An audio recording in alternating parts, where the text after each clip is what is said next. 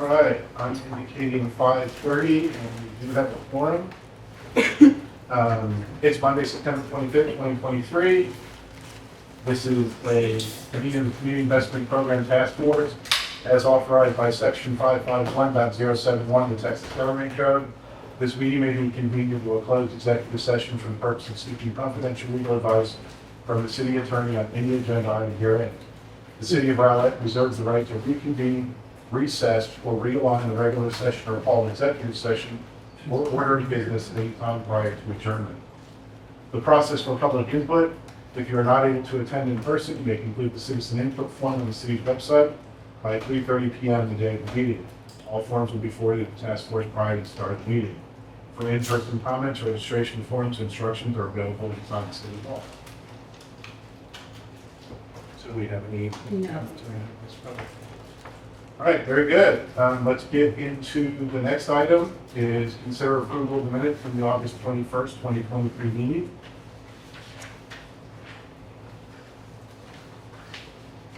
Everybody a minute or two to look over those.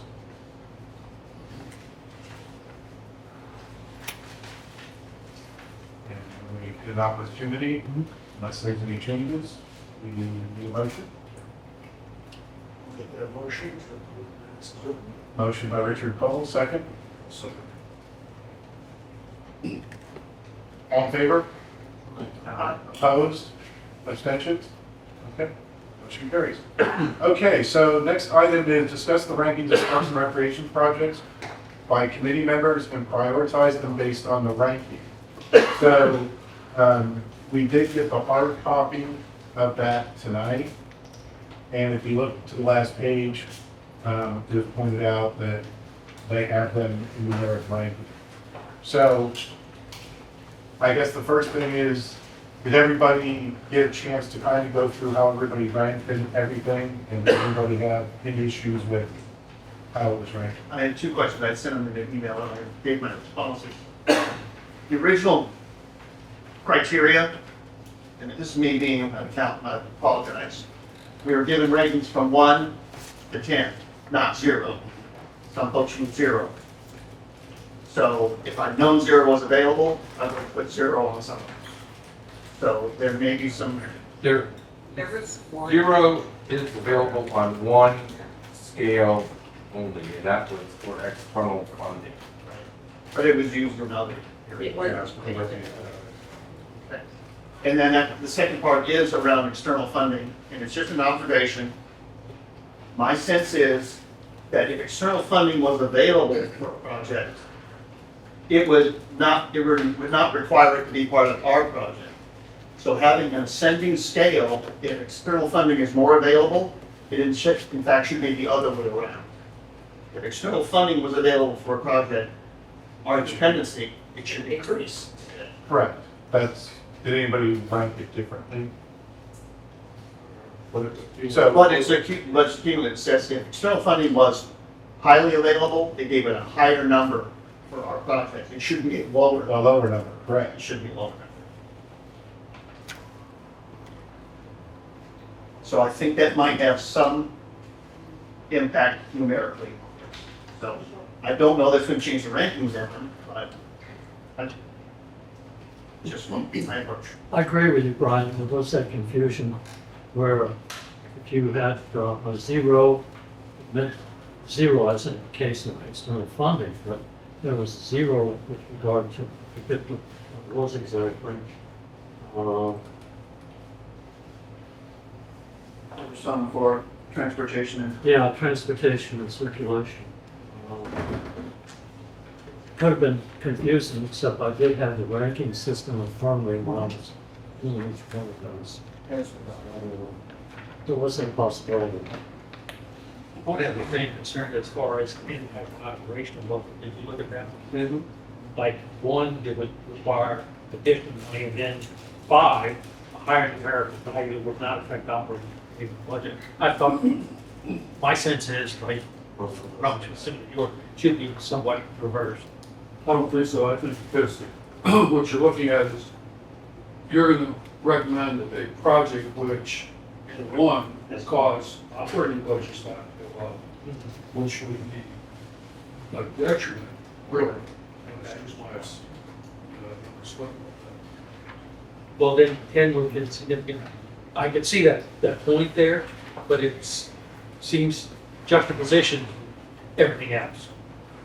So mathematically So if speaking, that have no effect on the operating budget, then it should be a 10. yeah. That would be a better candidate to be a part of the project if it had little to no impact. Impact, correct. Okay. I think the scale is instructive. When you read the descriptions of the values, a project of 10 will have significant savings in time and materials because of efficiency of what it says. So, I could, in my mind though, the first time I read it, it struck me as, okay, odd. Everything, the other criteria seem to go in an opposite direction. So I just want to bring that up. I don't think it would have changed anything that I'm sure, but that's my 2 cents. I think the point was well made about the external funding, and we've sent out the score cards for an upcoming agenda item. We can resend out these criteria and make that change. Well, Okay? no, I don't have a problem with that at all. But are you suggesting that we do that through score? No, I'm talking about for the upcoming agenda Okay. item that where nobody has ranked anything yet. Right. We will resend this ranking criteria with that one change. That's fine. I did think, one of the items that was brought up was the extra funding. And during the presentations, I didn't hear anybody say that we would have available matching funds from such and such or anything like that, so, realistically, I can't agree with that. Well, and the other side of that is there could be external funding towards building out there. But Right. you're right, if you don't tell me, I'm unaware of it, so. I mean, but I know there's some. We don't know of any at this point. Right. So for the next, unless it does apply, but I know in previous committees, we were trying to get matching funds or state funds or whatever, but we had that project shovel in, they had to be designed. So if there's any of those, we get to the roads, the infrastructure section, that could be impacted. I mean, it would be good to have that information, but I don't know, are we saying in general, we don't necessarily know that we even want to rank that going forward? No, I don't mind ranking it as long as I'm providing information. Right. So, And- and my default there was there were no matching funds. Nobody questioned where there Yeah. was no money. For example, there, I know. on trail construction, there might have been some external funds or erosion control, because that was brought up, with regard to the city of Dallas. There was nothing definite, so just gave it a 0. In the absence of that information, Jeff, that's what I thought was deserved. So there's a couple ways we can review these rankings and decide how we're going to make our recommendations. The parks and the public safety. Public safety, is it fair just to say that we're going to recommend option 2? I mean, I know it was close, but if we want to revisit that or discuss it, that seems to be the easiest one to decide on. I've got a better solid number at this point. I just got it this afternoon, or I had, but it looks like to do everything we need to do is about $4.7 million. Hey, we're on I know, Parks. but he was talking about the public Public safety. safety. Sorry. I just wanted to put that out there so everybody knew. So $1 million, Right. 4.75? 4.7. So 0. Option 2, Pardon me? option 2, I can't remember which one. I think that would get everything done that we had discussed in option Option one. 2 was the lesser of the two. Maybe we Option don't- 1 was the more But expensive. they're more expensive. The option one would get the more expensive, this would get the more expensive option. At 4.7. So it went from 5.75 to 4.7. Yes, sir. The parks project and the public safety project, those are two separate things, so we're gonna for sure do, rank the whatever parks project and then for sure whatever. So there's two ways we can rank the parks fund. Our total bonding capacity is 63. Is 63. We don't have yet, we haven't ranked yet streets, alleys, and all that. And I anticipate that's a significant chunk. So there's a couple ways we can do this. We can say, let's recommend the top 5 projects. Or we could say, parks, we're gonna allocate X number of dollars or recommend X number of dollars in the bonding capacity for those parks. And then go down the list and see how many we pick up. The flexibility that that gives is, let's say we get close and the next one we put us over approximately where we wanted to cap it, but there's something further down that we could get in. So there's a couple ways to do that. I just want to throw it out there. I have no preference either way. Just a couple of different things to think about.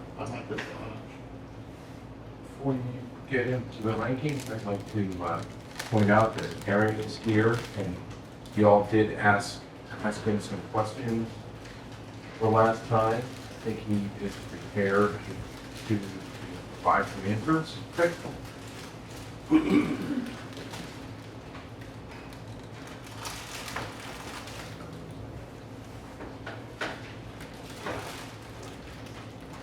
You know what I'm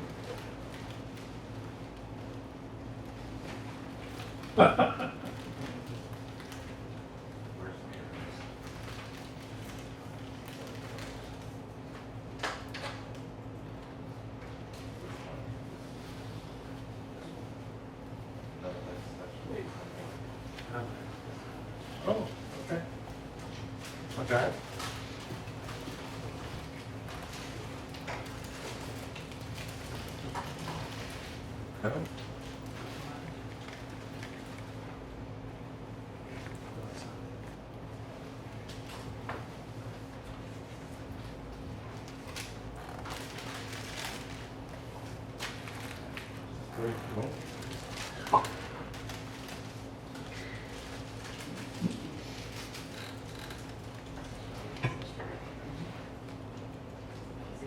That's not right, that's not.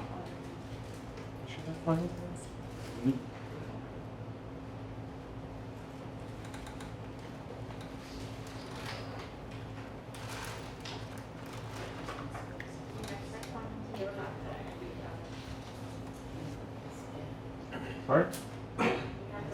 Oh, that's it. I think that's it. Click on the first one. Okay. Okay, sorry. So, hey everybody. I'm not gonna go through the whole presentation, but I'm just gonna give you the three big pressure points, if you will, that was requested after the last meeting. So the first one was, someone asked about replacing all of the sports field lights at community, which included the soccer fields, the softball fields, and the baseball fields. That would include LED lights, some fixtures, and some of the poles that would have to be replaced. A total of $2.1 million. That's because of the concrete footstools that they would have to include as well, demoing some of the old light poles that were there. So it's a turnkey job in itself. So you're looking at, again, like I said, 2.1. I broke it down for you all. NEMA 3 Electric is the one who gave us this initial quote. Obviously, we'll have to shop around and see what other options we may have. So that's kind of where we sit right now. Yes, sir. Did they provide you any type of indication of how much energy savings you received doing that? They did not, but I can get that for you.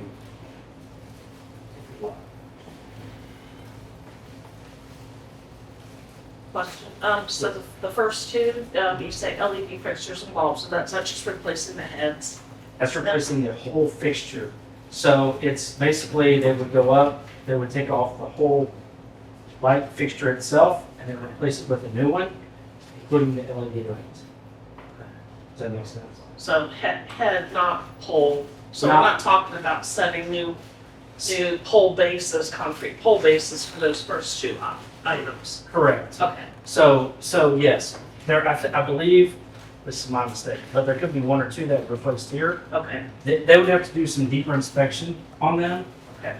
But if not, it's just mainly an LED fixture and the light that would be mounted on top of it.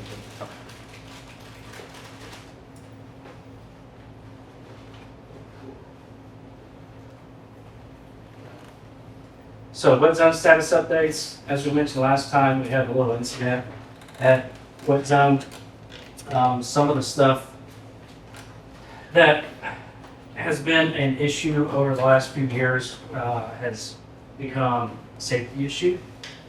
The HVAC system obviously needs to be replaced. You guys saw the pictures. You saw the erosion and the rust that was taking place in those rooms. So for the exhaust fan replacement, intake inside of the two storage areas, including ductwork and some other small jobs, I didn't include it all. I do have hard copies. You're looking at about $19,000.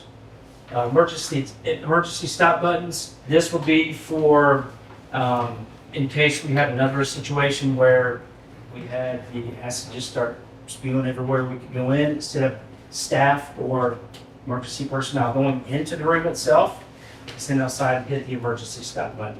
So we have two stop buttons there, and then we also have switches at the floor slides in the back, just in case there was a malfunction. So we had to include those as well for other purposes, just as a safety measure. And then you saw the doors, you saw the vents, you saw the doors itself, the handles, roughly $10,000. So that's what we have as of right now. What we didn't have was the electrical compromise or electrical job that was inside of the concession stand. Thank you. And then as well as in some of the pump room. So we're still waiting on that as well. So these expenses would come off of CIP funds, correct? You got that looking at. Correct. Yes. And again, like I mentioned, we're working really close with Chief and his fire marshal's office to get most of this taken care of before the season starts. This will not prevent us from opening. This won't delay us. This is just something on the side that needs to be done prior to. And then the last thing, staff and I did a little bit of research just to see what it would cost us if there were some initial demolition that needed to be done. We're looking at if we took out the overlook, if we're looking at the ramp, if we had to demolish that because all of this could not be repaired, you're looking at roughly $1.8 million just for this to be taken out.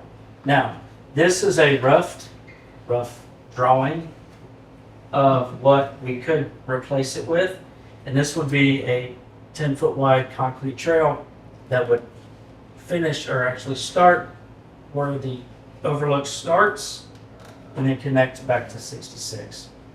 On top of that, underneath the overlook, this all would have to be stabilized.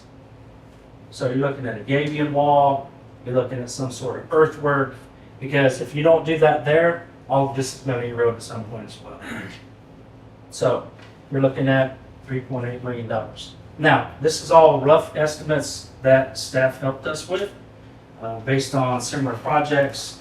This isn't an initial cost from any sort of landscape architect. These are just costs that we were provided.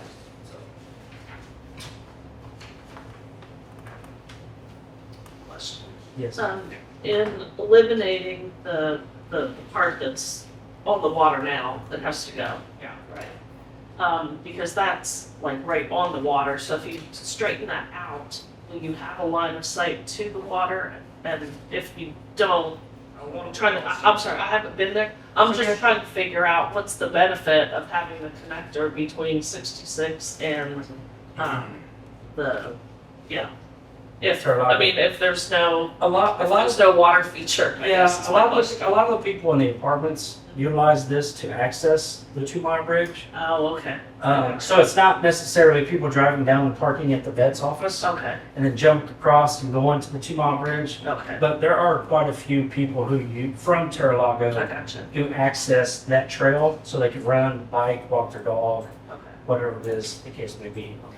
Is there public parking access for non-Terralago residents who might Yeah, want to that was utilize gonna be it? my other question. Well, that's okay, I'm glad you asked. So Legal.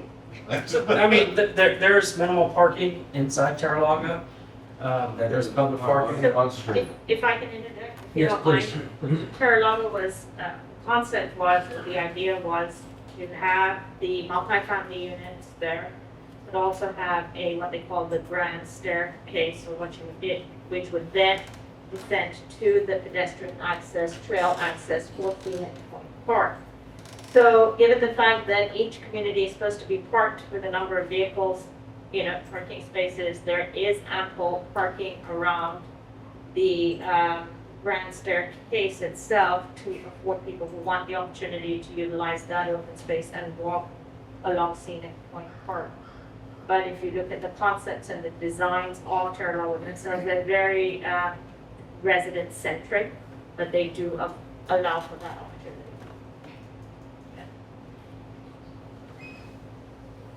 So, sorry, one more question. Just from a feature standpoint, so I understand that the access portion of it now. So, going back to my question is, with the straightening of that trail, would there be a line of sight to the water? I mean, would it be scenic Point Park? Is there anything scenic to see as you're walking by there? Or are you gonna see, scrub brush? But- I guess. Again, no, this is not, so this is just what our rendition of the trail would be. Now, you could probably take it this way and get a little bit more of the lake I gotcha. picture. Okay. Uh, Seasonal as well. Yes, seasonal as well, because obviously, Yes. yeah. But I think the grand staircase offers some lake view. The grand staircase descends onto the trail, which does have Okay. access to the lake, but from the location. This primarily serves as connectivity to the 2 Mile Bridge. Okay. Gotcha. But if you travel further north there, you go to the Grand Staircase. And that's where you get the bang for The your buck. other That's what I'm trying to get to, is what's the bang for the buck? Yes. And the biggest bang for the buck. So it's within the community. If you go down Scenic, obviously you turn into the community, and then it's between the buildings themselves that you go straight down, and there's this. It's called the grand staircase, Okay. and there's stairs down to a trail. I tried to visit it, I couldn't, well, it was blocked off. Yeah, If those things weren't, the barricades weren't there, I would have had no idea how to get to the scenic part. Which, from a wayfinding perspective, we can always fine tune that. Yes. I think it went very well. It's what, I think you said centric? Resident centric. Yeah. So is there any other legal obligation from the city to invest $5.7 billion?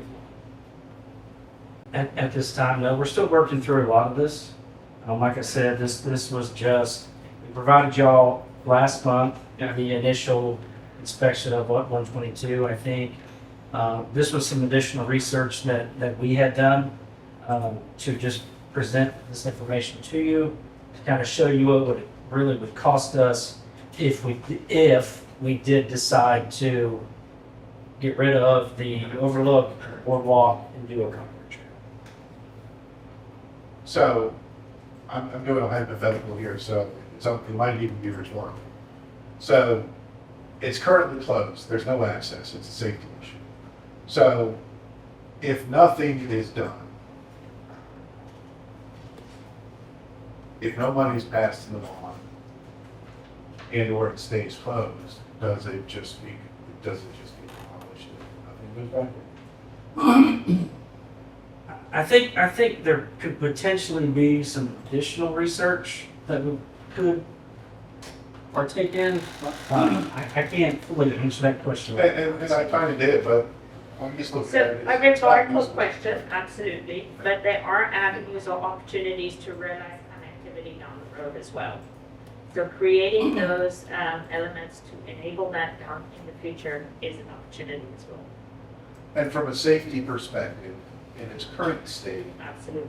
how successful have we been of actually denying access to that? Pretty successful. Pretty successful. Okay. Right, so people aren't like walking past barricades or? Oh, no, it's Gated and, yeah. yeah. Okay. Great. So I guess the real, Ladies first. I mean, the real question is it a foregone conclusion that we're gonna abandon and demolish this? I don't think it's a foregone No, conclusion. I don't think so either. I think the mean, conversations in your previous meetings showed that there was considerable extent just to realize what the issues are, and then from there, realizing additional monies to then see construction improvements done. So there's a lot of unanswered questions related to that. Right, and And how can we answer those questions? We've got to throw some money in. Right, so, and we did talk about that, but then on the flip side, if we know that this is the scenario, then can we create an alternate pedestrian, activate an alternate pedestrian area to then create that connectivity is the question that's now. And I think that should all be part of the investigation into what happened, what we can require to fix it, and or what alternative is available. Which then the task force can absolutely discuss and decide and have consensus on do they want to proceed process in that, use that avenue or use this avenue, absolutely. Because go ahead. I was gonna say, I think that the most important, for me, most important part of having a chemistry like that is the fact that I don't have to drop the rock wall to do the 2 mile bridge. Right. I can do the 2 mile bridge from my house. Yeah, and so I do think that that is something that people really do enjoy. So I would hate to lose that access. To me, it's not just about the view from the lake, it's also that bridge walk. And, Aaron, with that new pathway, is that envisioned in that pricing to be, a wooden boardwalk? This? No, this would be a concrete So it's gonna be trail. concrete, I was gonna say, because the wood would not be, No, see, this is the concrete trail right here. right. And then somewhere it transitions to Right, the to boardwalk. wood. It will just continue on, however, it will go with the concrete trail. And we own that parcel right there, the city.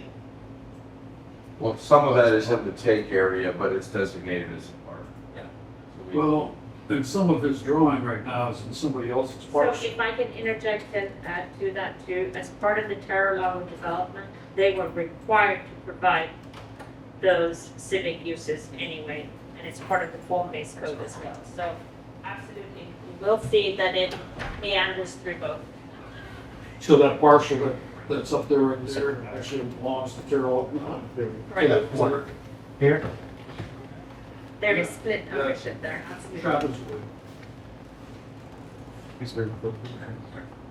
Right. Jim, over here. That's fine. That's part of the property to the west. So who owns that? Who owns this? Yeah, that's, I think it's Chisa LLC. Private. This is privately owned. So, to Again, answer the question, cuts Very smart. yes, again, this is a very concept. Very conceptual. Yeah. Let me object, the path can be created without going on their property. Yeah. You can choose to go onto their property. The path can be created by staying strictly on the city property. Just for illustrative purposes to Oh, show you yeah. can create that Correct. connectivity to then access the 2 Mile I Bridge. wasn't sure if it was for that or because, 100%. slow doesn't allow you. Yeah. And that's why preliminarily it appears that it can be on city property. Obviously, if we had to adjust, we maybe have to do small position, but. So another option we can do is the committee is recommending funding to do a long-term study and for design on this, and get certain funds towards that, right? How urgent is this project? I'm sorry, how urgent is this project to help us understand? Was our impression that the pilings are deteriorating and this thing is Yes, so right now it is closed off, there is no access. So it's not urgent in the sense that it's not a thoroughfare that needs to remain open. right, right. Except that there is limited access now to the bridge. We've cut that connectivity off. Currently, what's the alternate access? It's down one block and then down 66. I think it's that part. Right. No, that's two. There's not, you can't. No, I think you gotta go. You gotta go Just- farther yeah. to the west. Yeah, you have to come down. West, that's- I'm sorry. No, one of my questions was answered. I didn't know if the city owned that, and it could be like a phase 1, phase 2, where something could actually be really awesome done there, but if somebody else owns it. But the 3.8 million was all around the earthwork along the lake, and you said if you don't do that, then it's all gonna erode away, but I mean, it's all there now, and so. I think you were talking about someplace. The Gabion. The gate It's already wall been crack. work. No, Is that why it's small? along here, right? The Gabion basket. It would be along the shoreline. So- One for this. So the Gabion basket would be along the shoreline right through here, because this continues to erode further to the west. But we're gonna have to do something here if we're gonna put a concrete trail there, regardless if it's a seawall or a Gabion basket. There's gotta be some protection somewhere right in through here, otherwise we're gonna run into the same. Oh, that's what got us. Because there's a little creek there or something. There's, The way to do the original one, we didn't do any kind of erosion, so. So, members, if I can ask one question, just to make sure we're all reading from the same sheet of music to some extent. The question is this park really that significant from a public use standpoint, or is it truly mostly utilized by the residents? And what is the, from a exploring perspective, what is the need for this facility or this use, or this amenity? Well, I think that's part of what we're discussing right now, and Right. getting clarification on. Anybody, what's your opinion? I don't know, the whole lot, actually. But, there's an access issue. So, it's, So if I could ask the question. Sure. Because I've heard this multiple times, that there's an access issue. But the access issue is probably 90% centered around a private residential development, not necessarily a general public access issue. And I think it's important to distinguish between the two. And so what this is an access of convenience and an amenity for that development, nothing more with respect to any public access. Public access is not going to be impacted in any significant way if that path did not exist. And so I've heard that since my time here and hearing this issue, but when I really started to study this, I just didn't see a legitimate public access quandary. I saw an issue for a development that could market itself in a particular way that had the amenity of having this direct access.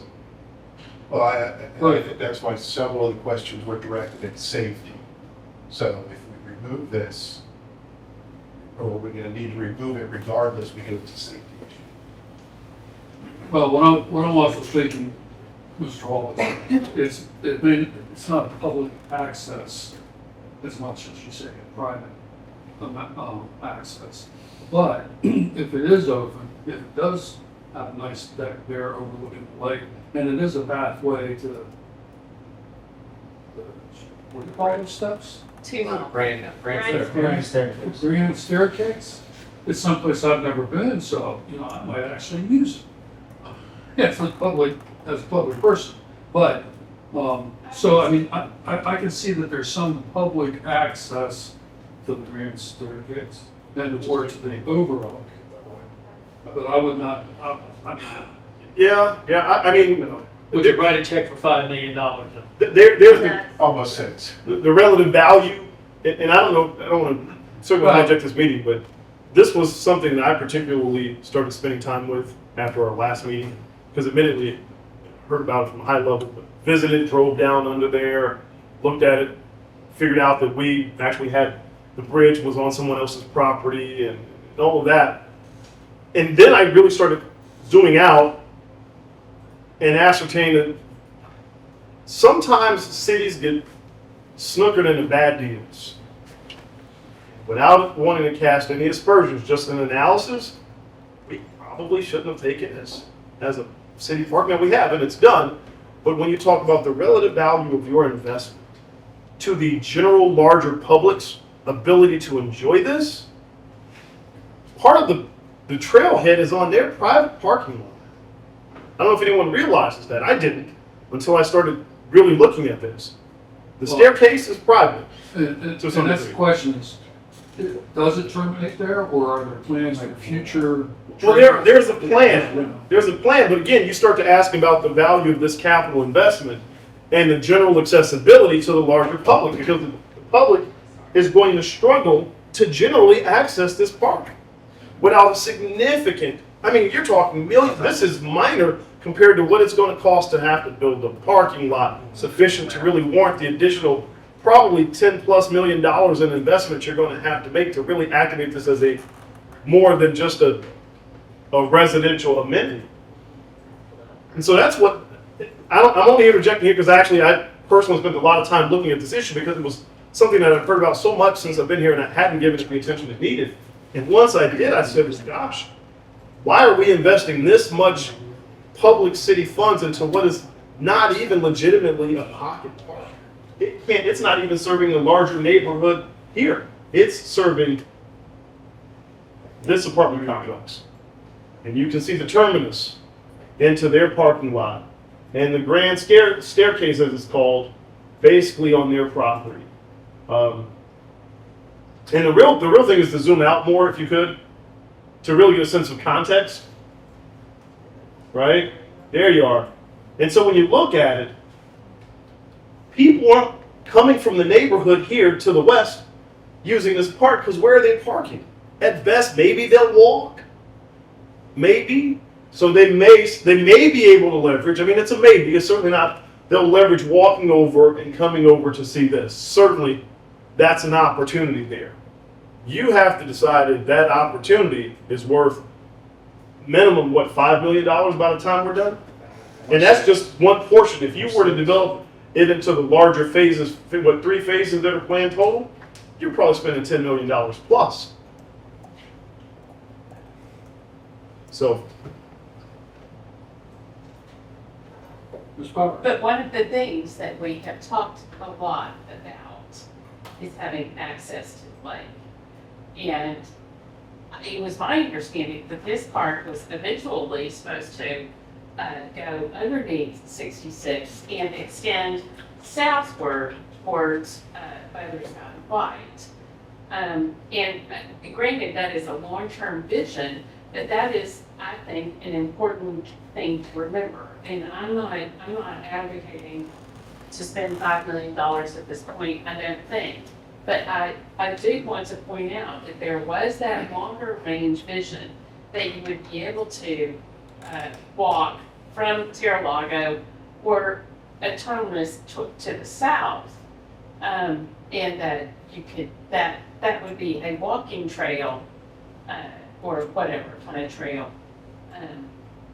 Yes. Maybe we spend this money developing the south, then the more accessible area. I don't know, just. It could be. I'm just saying it was part of a grand system. Yeah, but the problem we have now is we're not building on to what's already there. We're starting over. Starting over.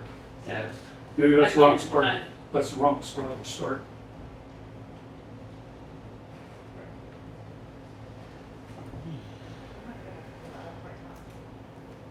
That's why you guys make the hard choices.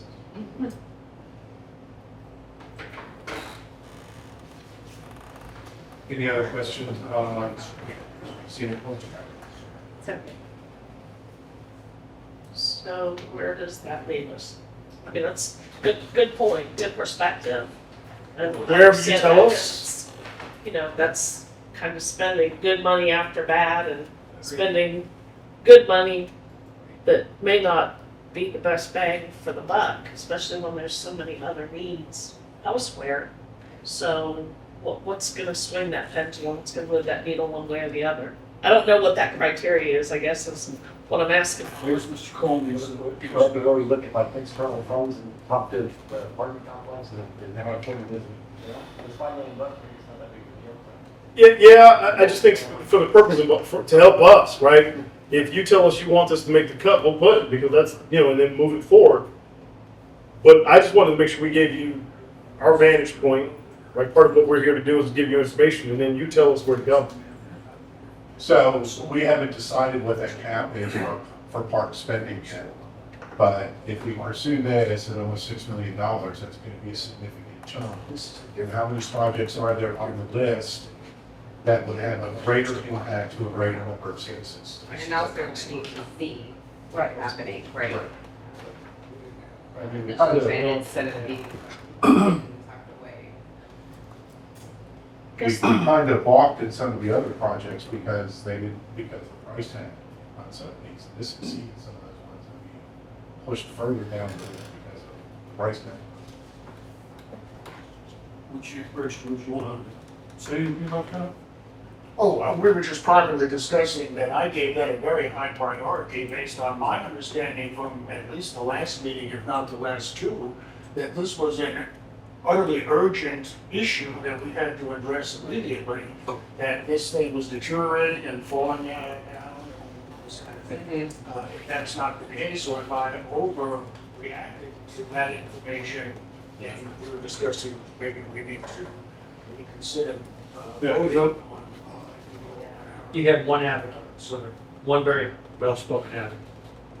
So if I can offer to your point, sir, we've kind of talked about this thing as this one project, but in truth, when I looked at this, I thought, well, the thing that may be pressing, that may be most necessary, is the removal of the damaged section of the bridge. It doesn't mean it has to be reopened, by the way. You just want to make sure you've eliminated that and you can terminate it at each end safely. In fact, you could ostensibly have almost an outlook on each end by terminating. So if I were to say the most pressing thing, it's the removal of the damaged section. But that's different than construction, as you know, or reconstruction of that section. That's additional cost. And so you will decide how pressing that is from our standpoint. I certainly didn't see that as being a pressing need, but you'll determine that. Well, might I suggest we've already terminated? Currently, there's. Yeah, we've terminated access. We haven't terminated physically, but yes. Yeah, so what I'm saying is I don't think that's really an immediate item. You don't want to leave it there too long in that condition, but you can. Again, this is part of what you will help us figure out. Well, and I think that's why there were several safety questions earlier. What's the current safety? And so the longer we leave it there, the more it's going to deteriorate. And I don't have a problem, honestly, to removing it completely and terminating it. But if it stays there, it's also a bad image for the city, coming into the city, seeing this thing falling into the lake.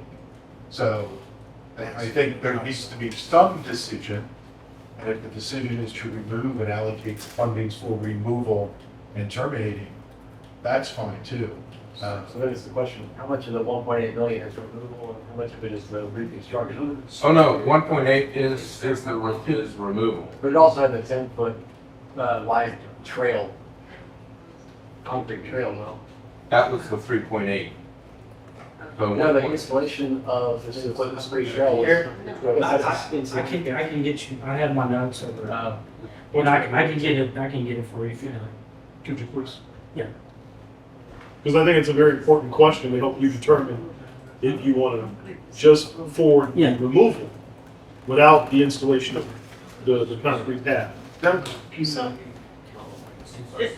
excuse me, is there an opportunity to remove the part that's the worst and do a shorter reconnection? And I mean, I really am against kicking the can down the road because it's always gonna cost you more later, right? But is there an opportunity to make the reconnection so there is that connectivity and perhaps further plan in a bond or something else for the Yeah, that's erosion kind of control? Yes, ma'am, that's kind of what I was saying, that, you terminate it where it's damaged on each end, you remove the damaged portions, but nothing stops you from in the future if you want to reconnect or reconfigure. Right, but is the one point, I guess what I'm thinking is could the 1.8 even be reduced further? I don't think we're at a level where we can answer that. I think it's a good question. I just don't think we can legitimately answer that at this time. That would require a little more study. It's a good question, but I don't. Well, Gail, based on that, part of the 1.8 billion is the installation of 10-foot concrete trail. Right. So if we just wanted to terminate, with some kind of wall or something, whatever, we could remove the 10-foot concrete trail portion cost out of us. So if we know what that is. So there's a potential that that we could potentially remove it, reconnect it, maybe with a shorter distance, save a little bit of money and As address the City Manager said, erosion. I don't think we're at a point where we really answer that. Right. What we can do is tell you what we estimated for the 10-foot concrete trail and take that out of the equation, and we'd be left with demolition. 280,000. For the concrete. So I think 1.5 million for demolition. That also includes landscaping, erosion, control, SWPD. That's not just avian stuff, Yeah, it's right. just construction and earthwork. needs. Are there any additional costs because it is, lake area, wetlands area? Well, usually they. No, Simonson, yes. So I'm gonna put this out to the committee. Do we want to make a recommendation on Scenic Point of demolition or remediation, so it looks like it used to? And get a price on that? I mean, we're basically looking at 1.6, 1.5.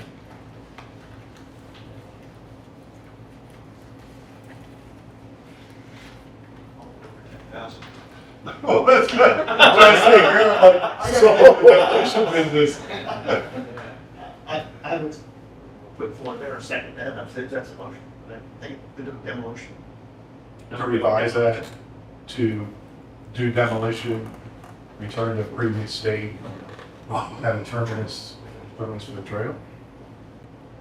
What stops the erosion that continue in 3 years we're here talking about how much it's gonna cost us to demo the portions that we left to demo 4 years ago? Well, you had said part of that 1.8 was for general erosion control, but not gating, right? Gaming would go somewhere right in here. Because this is where your structure is insecure. It's where most of your piles that need to be replaced are. So a lot of this erosion that's probably right in this area really needs to be sturdy up. That's really gaming. So what's the alternative? What's the alternative if we demolish it and don't do the erosion control? Well, I think you have to do some sort of, not just do it, right? What? You have to do some sort of erosion control through there.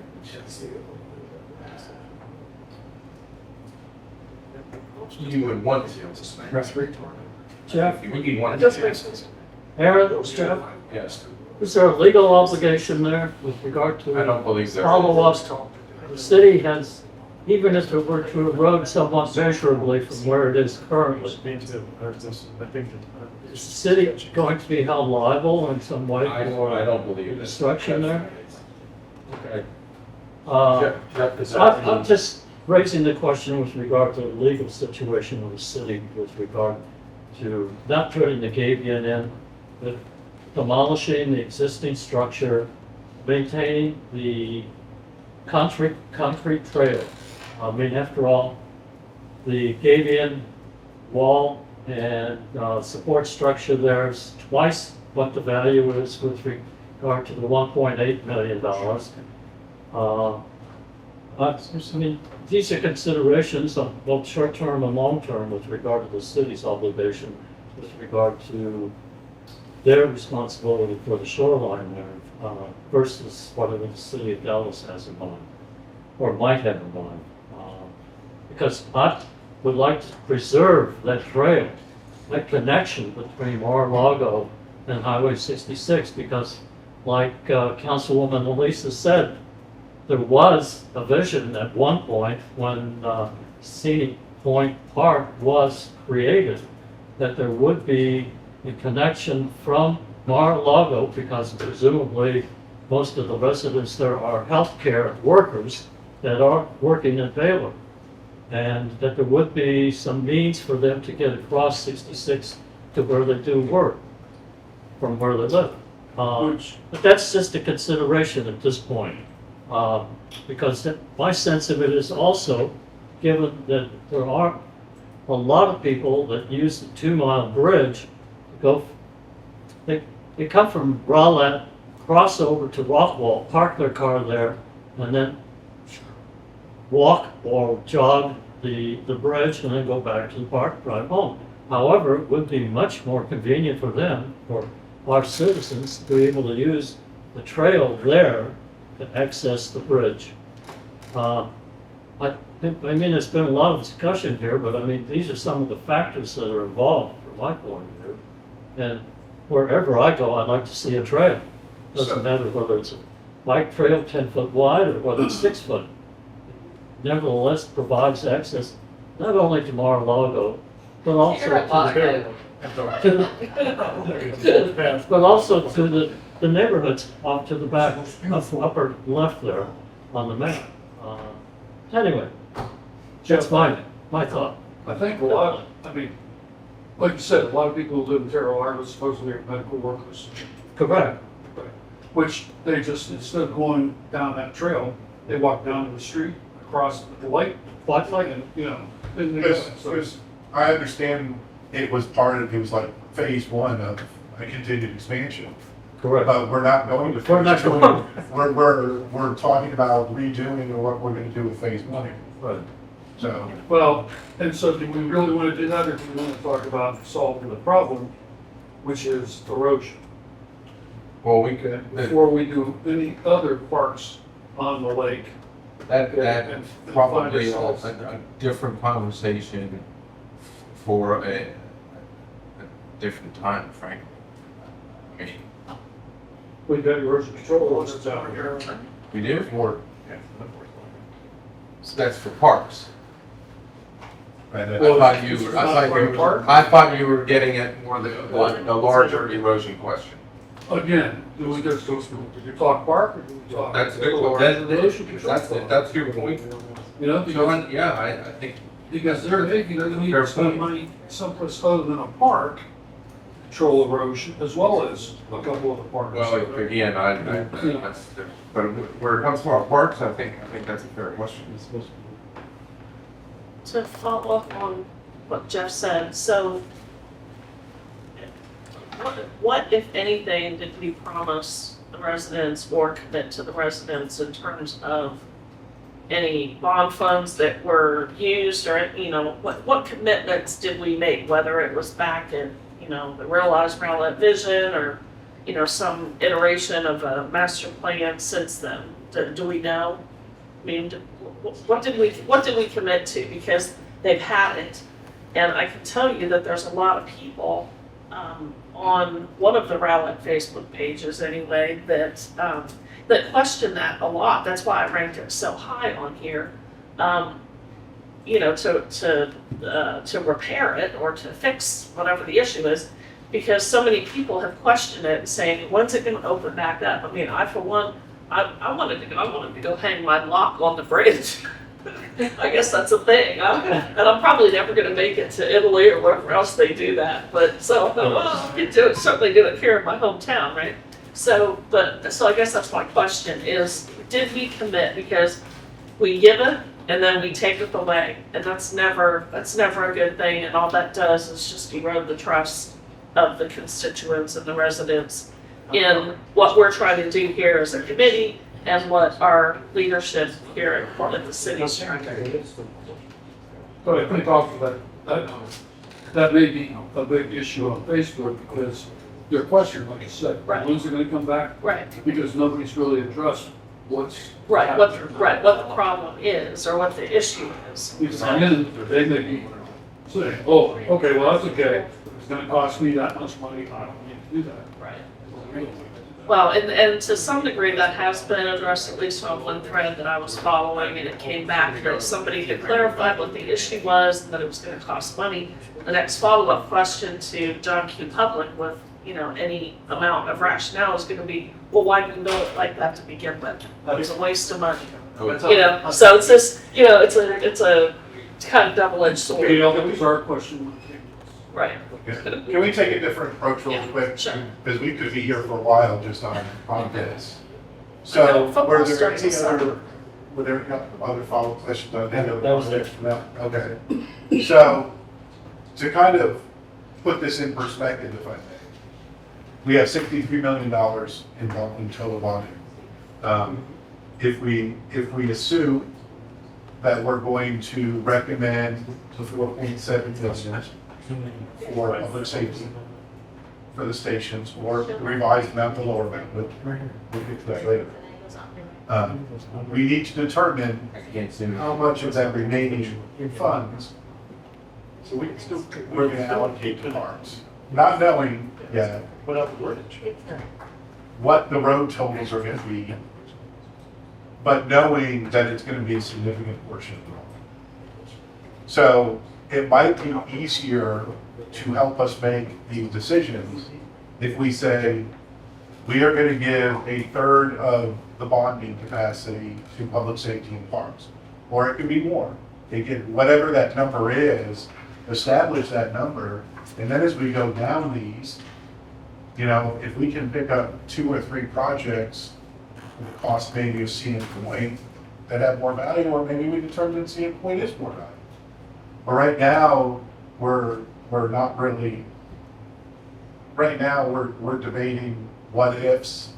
We're being myopic, at least on this particular. I agree with you, Eric. I think there's things that we have to do. Let's say that money is seen, it's there. We got it. And you start at that number, you start minusing there. So your third, whatever. I think that's the best way we can approach it. We could probably push 40% for streets and highways. Oh, no, I was saying a third for public safety and parks, Okay. and 2/3 for street, I'm sorry. Yeah, no, we know that's where it's needed. I think that's a road. I agree with you. That's the road we gotta follow. Yeah, so set a number. I mean, a third would be 21 million. You want to go more than that for parks and public safety, throw a number out, whatever it is. And then it's going to make it easier for us to say, this was our number one recommendation, that takes next number off. We keep going down to see where we get. And if we decide it's something like CN Point's a big priority, it's almost 6 million. But we only have 3 million left, and for 6 million, we can do 3 other projects, then that might help guide the priorities.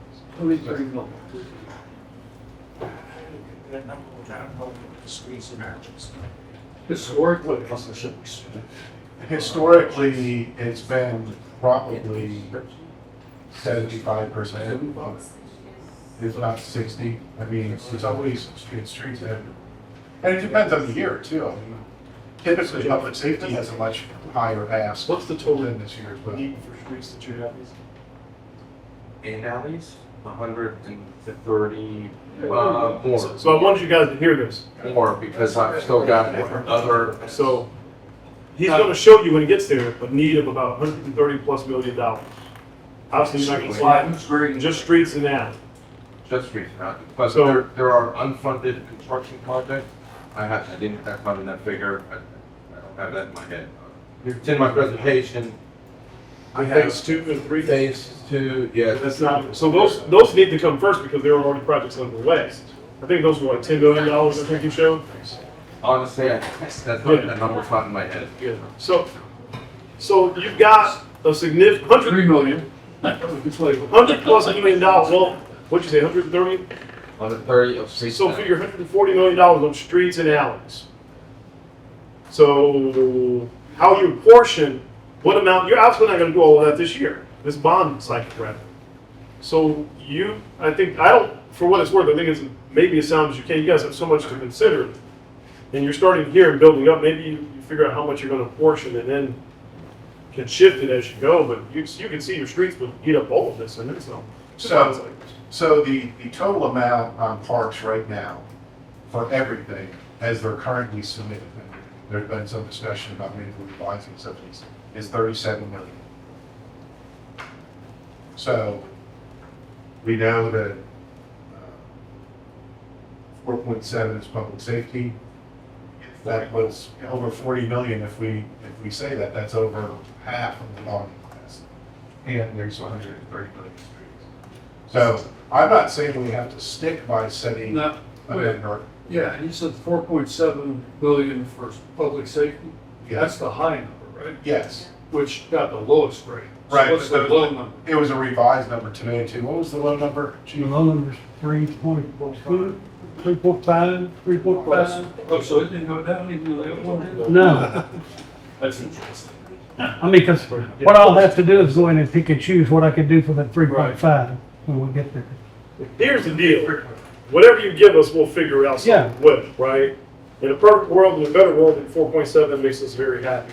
But if you give us 2 million, 2.5, 3.5, we're gonna get something done. So I don't want this to be the thing that kind of holds you up. You do 2/3 for the roads and the 4.7, that's 16.3 for the rest of the parks. Out of the 37. Everybody good with like that as a target number? I mean, we can change it, you know, we need to up a little bit or down a little bit, we can do that. So say that's the wrong year. Yeah, so 16.3 would be left for parks. After 42, 2/3 of the bonds, streets, 4.7. Public safety. So prioritize park ones, you start seeing how much each one of those costs. If you run out of 16.3, and then you determine, sneak that last one in and steal a little bit from streets. Or if you bump something down, bump something up, then we can get more. Everybody go with that? Try to set a 16.3 target?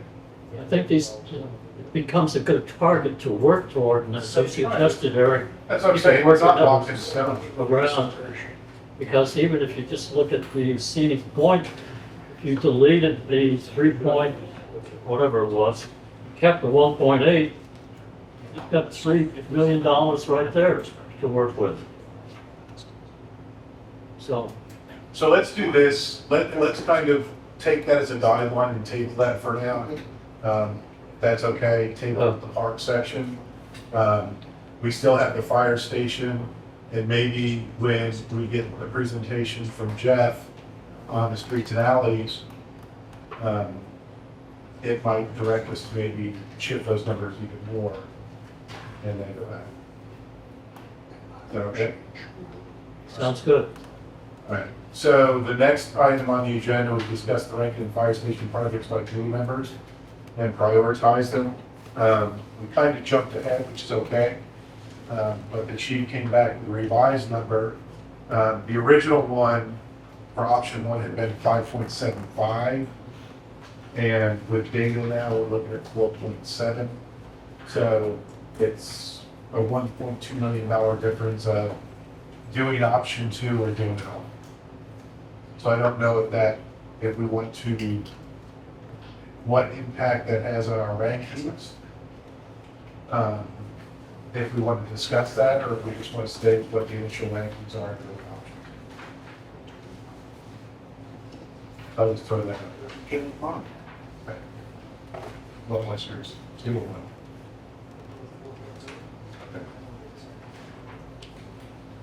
Let's kind of do a straw poll, because we, when we first ranked these, we were ranking them based on the data that we had at the time.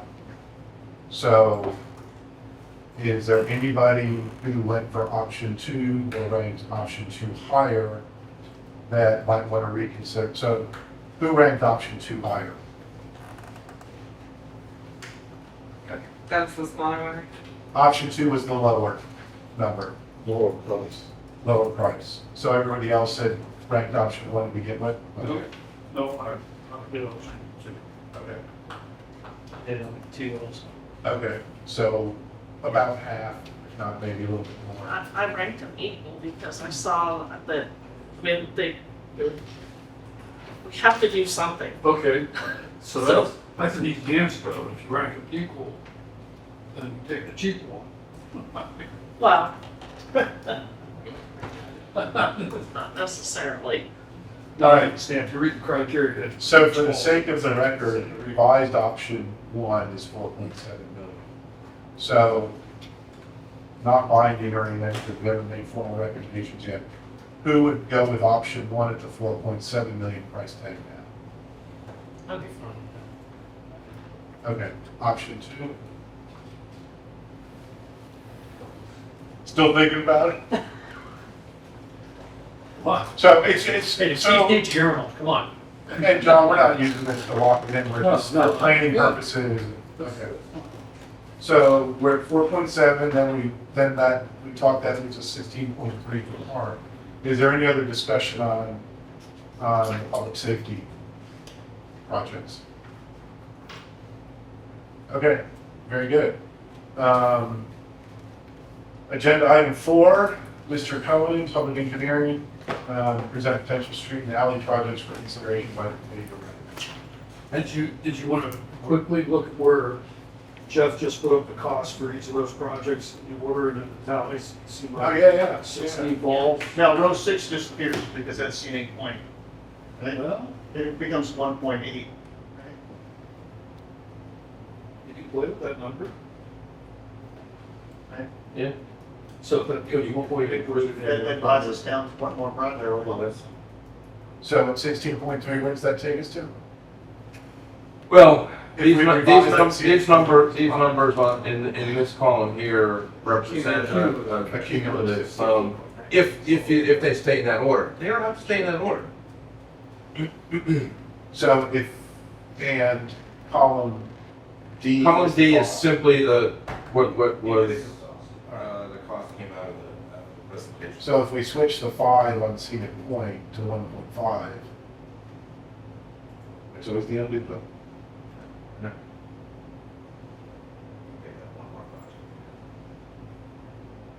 Parking lot. And you have not 900,000 like, you can grab number 8, which is next time, for $500,000. In Sherwood Park for, maybe not, pick up 8 and 9.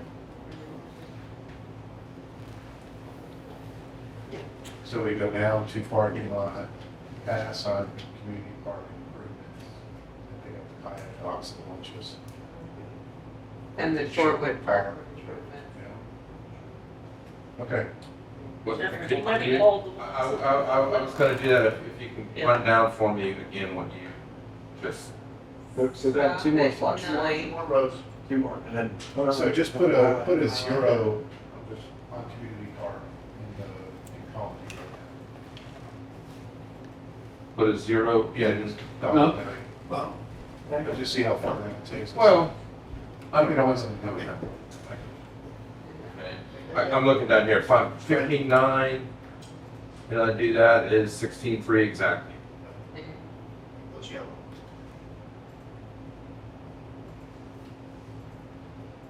But those projects there are 16.3.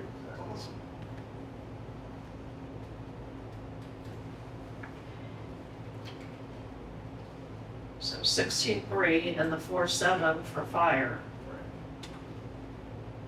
That takes it to 21. Right. That's a Which third. is about a third. And then from a public, I guess, perception, public happiness standpoint, I mean, I know we have to take that into consideration in the ranking, but let's talk about the reality of what the residents would see if this went this way. So what would they get? They'd get Wet Zone, which is very popular, right? How about the given? Kids Kingdom, again, popular. Some of the community park improvements, right? Which is, So, that's the new. Oh, I'm sorry, but let's just say some of our parks will all get some level of improvement, including parking lot improvements. The community center, we won't get the senior facility, but we'll get some upgrades there that will be nice, you know, people use it. I mean, I personally kind of like the way that all falls out. It feels right, not just through the metrics that we've done here and the evaluation, but it also feels good in what we can take back to the residents and say, you know, we can't get everything, but we got as much as we could to make it as improved as we could with the dollars that we had. I don't know that you can ask for much more than that. Well, that's me, but I tend to be a more reasonable person than It's almost like they knew the 16.3 number, Brian, before we throw it out there. So can we save that off somewhere? It's safe. Yeah, just save it off, and just kind of keep it as a working metric.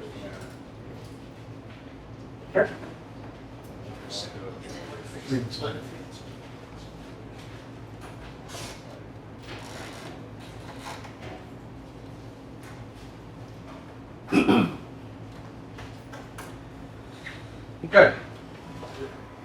So this is our presentation on our needs for the streets and what we are presenting you to rank for the bond, the 2024 bond in terms of streets analysis. The first things that I wanted to cover are those streets, as I mentioned a moment ago, that are part of a existing project. They've been designed and now they need funds for construction.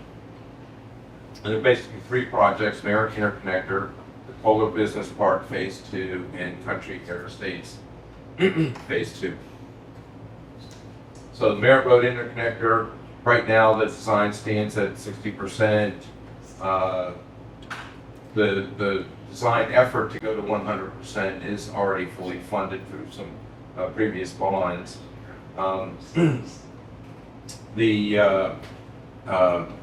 Right now, what we are doing is we are in an environmental study right now to determine what kind of environmental permits we're going to need. That kind of an analysis came with some strings attached to some funding, external funding sources. Here is a project that does have a lot of external funding sources. So the scope of that project would be to take what amounts to no road at all. This is a brand new roadway. It's going to include a pavement system, a drainage system. There's a bridge over Muddy Creek. We want to include sidewalks and bike trails, of course, street trees, and even some decorative street lighting. Can I make a comment there? You bet. I'm a Northie guy, that's where we live. It's a new road, I'll give you that, but it's really to improve Liberty Road. Because I don't know if anybody lives up there and has to exit or enter the city. It's a nightmare. Right here. And then, It goes down to 2 lanes. yes, At Muddy the Creek. status of this is yet undecided after this gets built, but basically you would have a new connector from George Bush to Cheesa. Honestly, so that if I wasn't working from home right now, I And really, this project is almost fully funded. We are looking at a lot of, we've got some bond funds, we've got some funds awarded, reallocated from council from the DART award. We've got NCIP represents the county funding, and SPBG is federal funding. That's the biggest funding source, and that came with the biggest strength. So we look at all the funds available, and we know that our costs are about 22 million, so we have a shortfall of about $2.3 million. So what's the 3.93 million at the top of the page? An error. Okay. I like that, or? Yeah. 2.3. 2.37. So just to clarify, if we get 2.37 in the bond, the interconnector will be built. We think that'll be fully funding the project. And those numbers, those dollars are in our estimated 2027 dollars, which is important. That's when we think construction will start.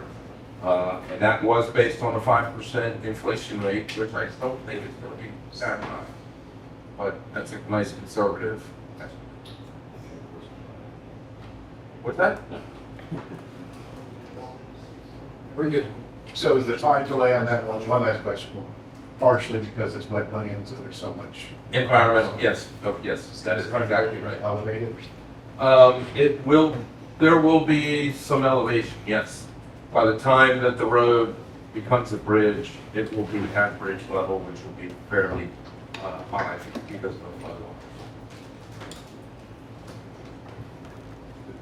flood. There will also be some sewer costs associated with this, but those are fairly nominal. That's being designed to anticipate industrial development and then on shore. As a matter of fact, yes, good point, Richard. There is a portion of the road that is going to be built by the industrial developer, and that part of the roadway and the costs associated with that are not included in these dollars.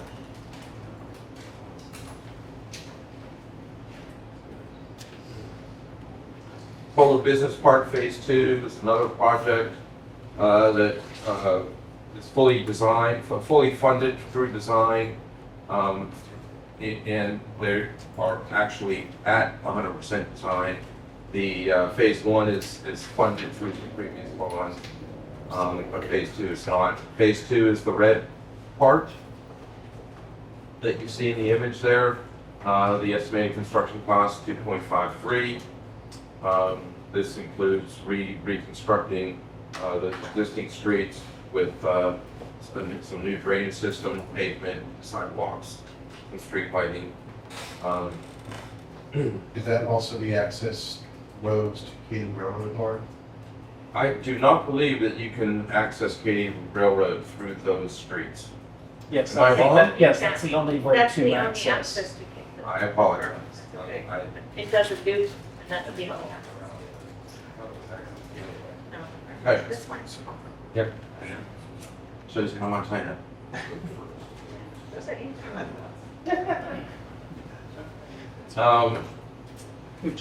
Yes, Did you have a handout for this stuff, or do I have to write a list down?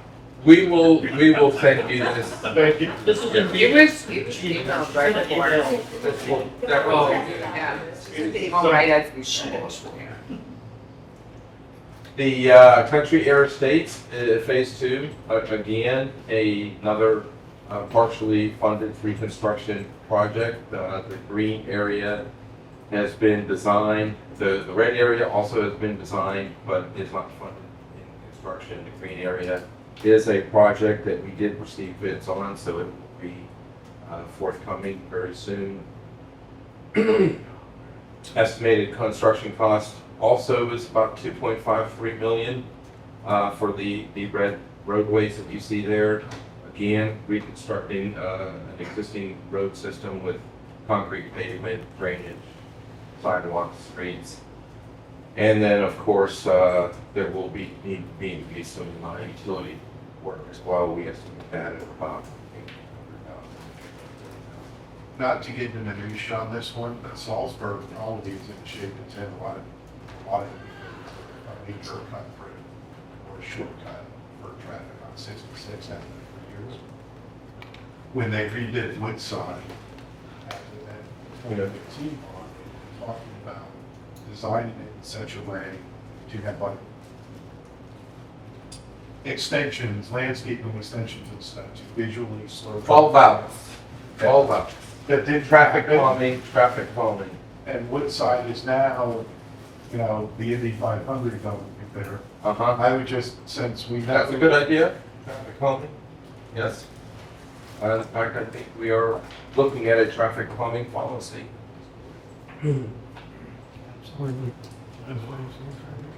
So, in summary, we need about $9 million to finish these projects. There's the summary there. Again, there's a, it's 7.46. Title is needs to be corrected. That's being speed. I'm trying to make sure Brian paid attention. Yeah, I can probably change it. Okay. So moving on, there are some streets that we all know need to be reconstructed.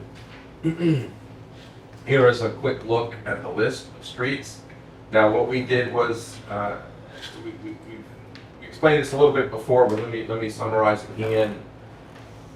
We took the previous PCI condition survey, looked at that. We also looked at what has been constructed since 2018. And we've also talked with our public works staff who have a very intimate knowledge through the work order system, what streets need to be done and whatnot. And we came up with quite a large list. We then went out to all of the listed streets and looked at them and gave our assessment to them. And based on that, all that information we consolidated down to this list. So that is what this list represents. It is an effort to look at a broader list. We pulled it to this, and now we're bringing it to you to trimming your program. I think. But I was gonna ask, have to balance this list against the new PCI list to see if there were. No, we have engaged that vendor to reprocess the information that he has, also to apply a different model, index modeling to it, to give us a better product that we can then use. I think we won't have that. We knew that we weren't going to have that information for this particular bond, but in the next bond issue, we will. I just think that information right now that we have in hand is useful to this. The only thing I was thinking was, if there was a street out there that they indicated was really bad, that is actually really bad, that wasn't picked up in 2018, it's all a mess. That's a possibility. If I can say, things sometimes do fall through the cracks, but I will also say that our public works staff, like I said, has a very intimate knowledge. If it's a really bad street, they'll be getting calls on it, and it will be one of their work orders that keeps popping up on their list. So I'm fairly confident that we have caught all bad streets. So with that in mind, was there any attempt to prioritize this list as to the worst to the least? No, sir. We did group them, but not in terms of priority. I'm gonna go through that. You're waiting for that group here, right? Yes, I was about to say, a lot of these streets are tempting. yes. So there's an image of what that list looks like. I know it looked like there was a lot more on that list, but really this is the image. And what we did was we broke them up into groups for that very reason. They're geographically, they make sense from a contracting standpoint. We can also then, if we're rebuilding these roads, go in and look at the subsurface infrastructure and upgrade that as well. So Lakeview Meadow Estates, sections 1 and 2, there is the listing of the streets. You can see this is one of our bigger groupings. It does have a lot of streets, a lot of length to it. It is 16 million, and we do also estimate the water and sewer lines to be a significant cost as well. And these groups. So really, the ask there would like 16 mil between 23. No. The water and sewer bonds are certificates of obligation. I think there's COs, right? They're COs that are utility bonds. They are separate from the consideration of this. But you have to get them through. What happens with the utility bonds, capital bonds, is that we bond out $7 million every year to do various projects. We do go through, when we go through the budget, we look at what projects we're gonna do. When we sell those bonds, we schedule out where we're gonna spend that money on what projects. And that does help us to achieve, on past bonds, we were able to do the water and sewer work. So if this passed, then you end up scheduling this. Yes. Jeff, Yes. question. You've got the PCI marking there for from 8 to 100. And my It does understanding look- is some cities intent is maintain it above 50. Okay, what's including Lakeshore Court, Mark, Lakeshore Drive, and Lakeshore Yeah. Drive. Are these connectors to the other streets that are in bad shape? I don't know exactly which street, or you can see the map there. And the Lakeshore does provide access into and out of the neighborhood. Okay, the reason I ask is because you've got 40% of them above 50. Yes. So That's correct. And I did notice that too when we were preparing these lists. I don't know if I can explain it as well as Bina can. Huh? Or Tim. Okay, so I want to point out on Lakeshore Drive where it says PCI is 100. Yeah. That is not truly correct. That is because of the way the pavement management software that Public Works uses records maintenance activities. So that section of Lake Shore Drive is actually a failed section of roadway that Public Works had to come in and do an asphalt overlay on top of. So that road has about 4 inches of asphalt on top of it. So it has like no curbs anymore, and So it what- doesn't what's grade. it on? So it's not really 100. The software just reads, oh, you did an overlay.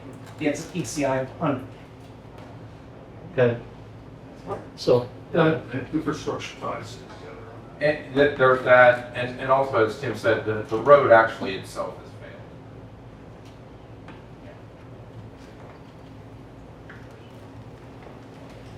80 acres is a small little neighborhood. You can see in the photographs there the condition of the streets. We did go out and take quite a lot of photos. These photos are some representative shots. This one is worth 2.6 million.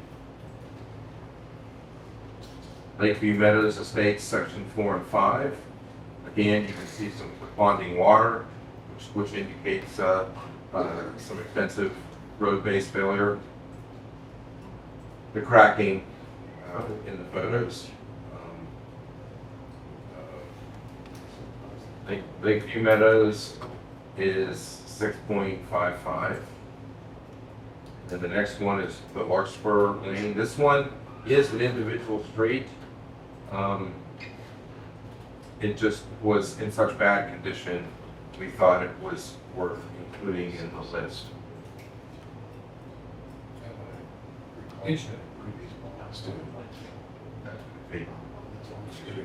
We did include Bridges on Street. Yes, it was, suggested both in 2021 and 2018. Westwood Estates, we've actually grouped this out into subgroups so that if the committee chooses to do one and not the other, it will be easy to separate them. They're basically separated north and south. Right on that one, the streets just below, weren't those just recently reconstructed, the girls? Kyle.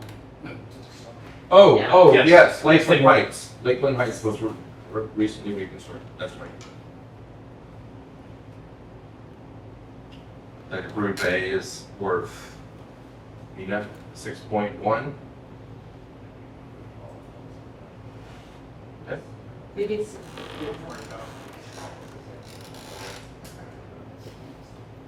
And here is Group B, not quite as large, still part of the neighborhood, and that one is 2.2. Then we have Now Lake Addition, and worth 2.86. Here's the peninsula on the east side of town. That is in need of some road work. You can see the photographs in the lower right. That's another large grouping, 12.1.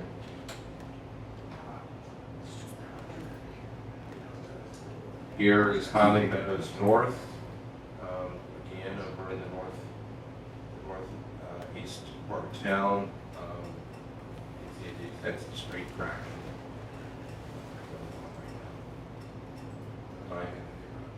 Sorry? 9.1 million.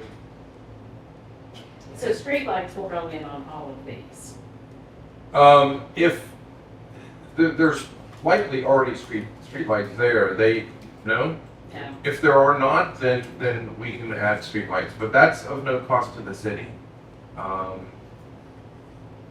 Where streetlights are existing, they're probably, given the nature of this kind of work, they're probably old, and Encore will be replacing the fixtures with LED lights. Jeff, pass that. There's no lights there. Lights will be installed and it's no cost to the city. Encore does not charge us to put, they may charge, depending on how power is needed, they may charge some for but they do not charge for the light poles themselves. We simply, they provide and maintain the lighting, we pay for the electricity. That's very good to know, because there are some older neighborhoods over there that have no street lights whatsoever. You know, street light, but on the street. I like that. Well, there were some places that was very loud. Oh, no, they're not. So, okay, this is the B part of that group, 9.8. I think the first one was 9.1. That's why we split them out, because it was such a large amount. Shady Road, another individual road that we think is deserving of consideration. One, it's not in very good shape, and the other is it's an asphalt road that with the new fire station and some new development that we see coming along there is reconstruction and upgrading to a concrete road. That's awesome. part of this section, Chiso Road, that's going to be done, correct? No, Just no, have south. sir, yeah, south of Milligan. So it's saying for money is not going for us because Strady Road, I believe, is not identified in the master thoroughfare plan as 4 lanes. It's a 2-lane road. but that'll include sidewalks, like Yes, like trail, yes. right? Yeah. So Strady Road has a nice price tag to it. It's a fairly long road. Cheever Road, Miller. This is a project. This is what you were talking about. What we are proposing here. Okay, that is a very engineering ballpark number to rebuild it. But what we would like the committee to consider is funding the design of this roadway. Is there any problems, excuse me, with right-of-ways? There may be some right-of-way acquisition needed for this, yes. I know of one place that dedicated it, but there's still maybe some other type ones. Jeff, excuse me, are all of these inclusive? Oh, sorry, I see, so estimated design cost is 2 million, so that's in addition to the 19, So or is that this slide is a little deceiving. We're not asking you to consider a $19 million reconstruction cost. We're asking you to consider the $2 million. The other projects are combined. And now we get to the alley portion of this.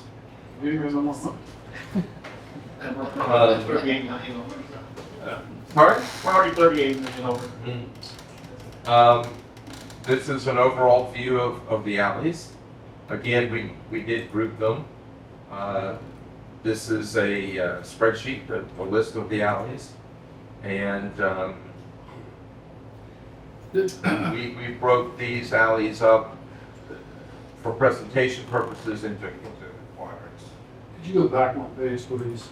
And these ratings are PCI The rating, 0 to 100? the rating that you see there is what we assessed it. And it was a team, it was 4 teams of 2 staff personnel that went out and did that. So it's a bit subjective, but it helped us to identify, number one, it helped us to confirm whether the PCI rating is really as bad as it may indicate. Right. And this is 5 years ago. Those are, yes, from 2018. So they didn't get better since. And the higher the rating, the higher the rating, the worse the rating. So this is the northwest quadrant. We're calling it A1. There are some representative shots of what you might expect to see in those alleys.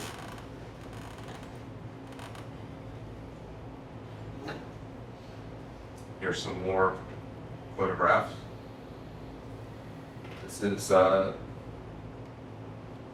northwest. Beg your pardon.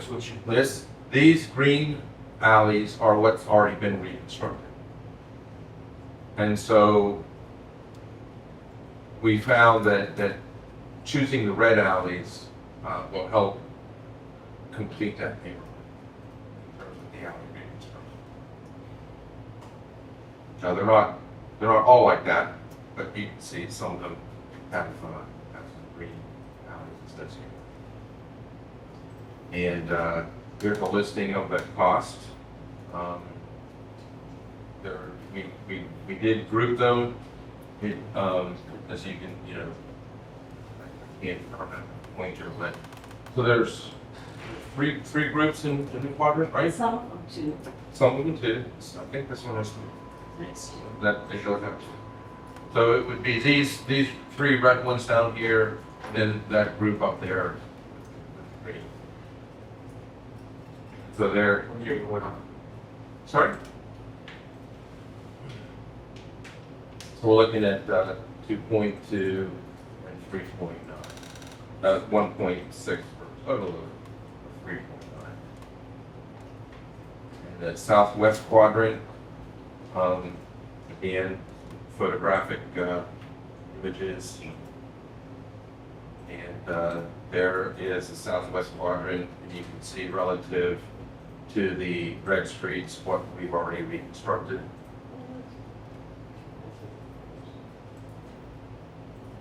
And here's a listing of the groups and their associated costs. The total for groups 1, 2, and 3 is $8.5 million. And the northeast quadrant, quite a lot of alleys in this quadrant, and they're all in rather bad shape. There is the overlay with the reconstructed alleys in green, and listing of the groupings for a total of 11.8 million. And what we're asking the committee to do is to look at these groups and basically rank the groups, not each individual alley, but the groups as a whole. In the southeast quadrant,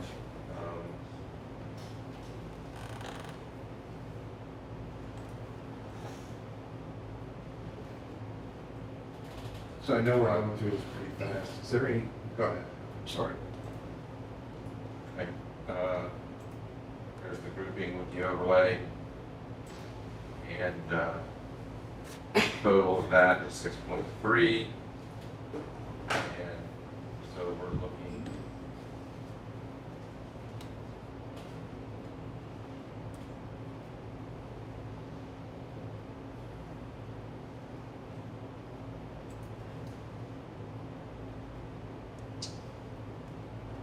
Can you help with this one? I thought I knew this. At the end, just add those 1, 2, 3, and 1, 3, that is Yes, the 1, 3, 6 to 9. 6 and 9. Those are the group, group 1, then some of them group 1 and 2, some of them group 1, 2, and 3. See, on the left, you can see all the groupings. So that 30.58, 30 million. That's a huge. Total. That is, All, and what was, I'm sorry, what was the street? You're double counting money. Well, yeah, I guess, and the other question is, why would you, what's the purpose of combining item 1, 3, 6, and 9? Is it, That makes it cheaper. well, is there some value there that I'm not seeing, or? Not really for value, just for the total money already, you want to spend.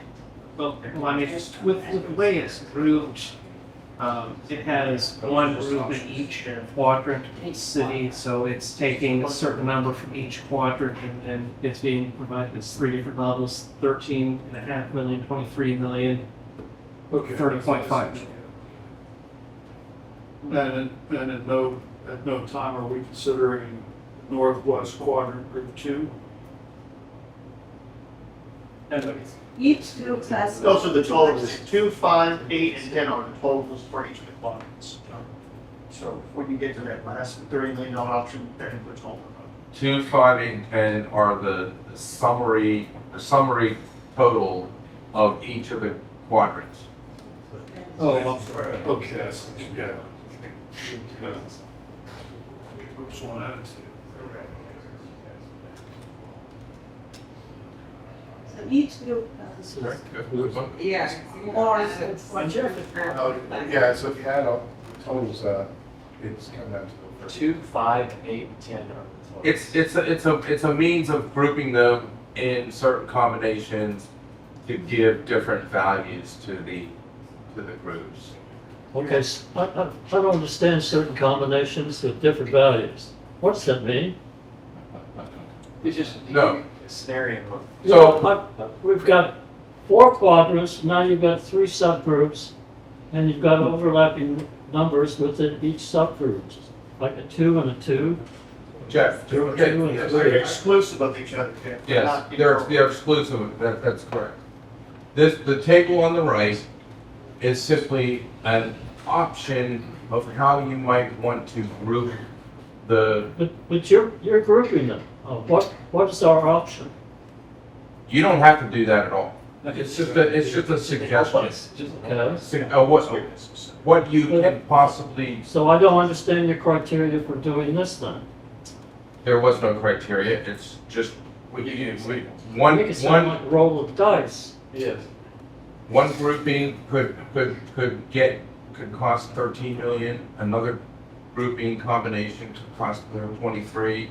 If you look at all the alleys together, it's 30 million. So are the inside where you're doing that, are you considering like the mobilization cost or something like that? Is that how you came up with the group 2 or group 3? No. No. Just to see what their ideas are.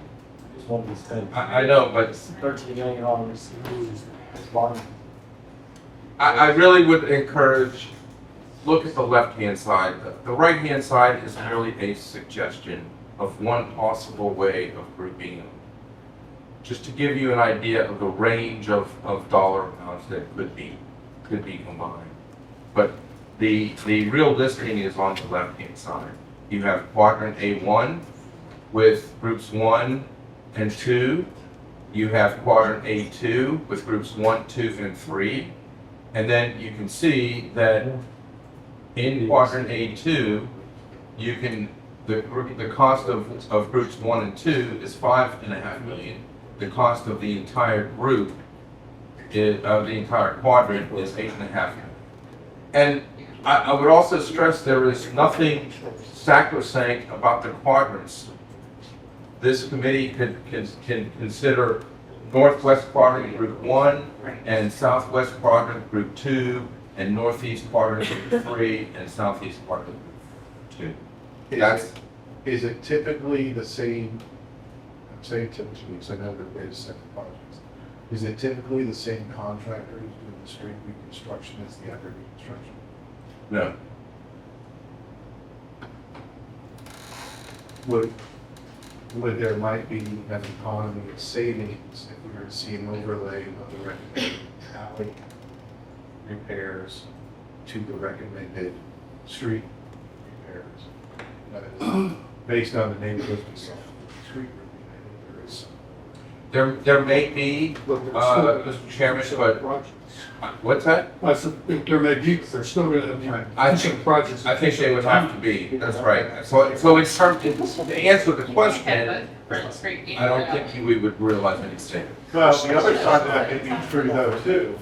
We might not necessarily want to redo the alleys in a neighborhood where we're redoing the roads and have those people torn up for 3 or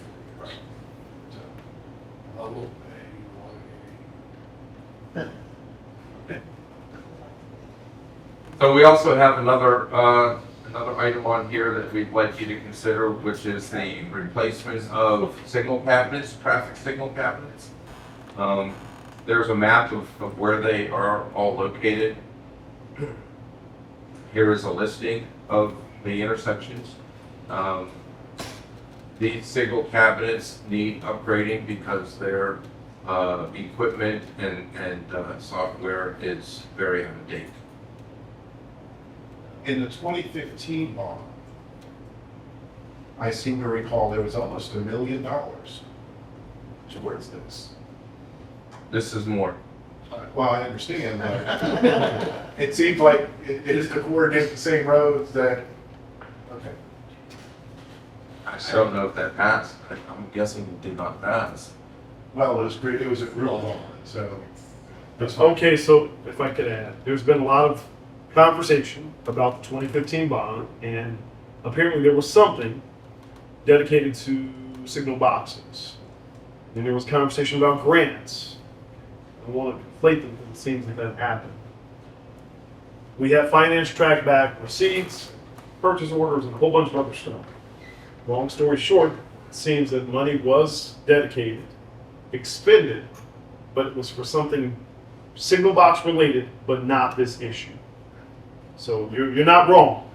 And that was raised, I believe, even by the mayor several months ago. So I think it was to, as I recall, it was to make them wireless or something. I can't remember the specificities of it, but it was not this, because we tracked that question down specifically.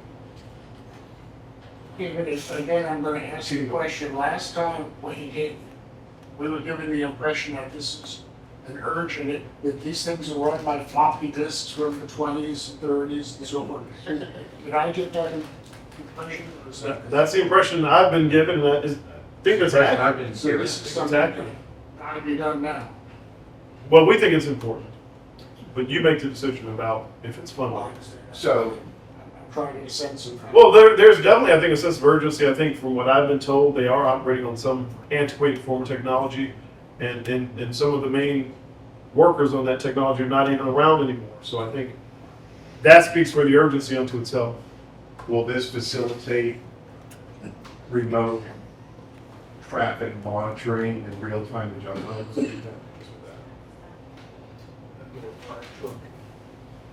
Based on command review, it will monitor. I would hope this would be the latest, greatest technology. I don't know if our street person isn't here. I don't know if That's my understanding. This is the latest and greatest. Yeah, because the original software was set up after having tracked it for a period of time. Traffic. Tracked the That's changed. traffic over a period of time. And then at major intersections, it would adjust according to the timing and flow of traffic at that time, allowing for also emergency vehicles to be able to interrupt that. In the case, I don't know, what the latest technology is with regard to So that. I can answer that a little bit. So that is a separate system for the emergency vehicles, and that is being upgraded now as we speak. It's based So on. we are upgrading the equipment mounted on the signals, and we are upgrading the equipment mounted in the vehicles. So the vehicles is what triggers the interruption of the signal cycle. But that's being done now. That's a different system than this. That's different than what's proposed here. Yes. And also one other item is panel replacements. We work with Public Works, who have work orders on backlog. They also have some information from that vendor who does the street condition index, and put together a list of needed locations that could be address the road conditions with panel replacements rather than a full construction. And as you can see, the need across the city is great. I believe the proposal was to consider $6 million allocation, basically $2 million a year towards panel. Would any of these panels be in any of the roads that you're proposing? No. So this is completely separate. Mhm. We made sure that was not the case. Jeff, do you have any idea how many locations that 6 million would address of the total locations? We didn't back calculate that, no. Those locations would be prioritized by staff.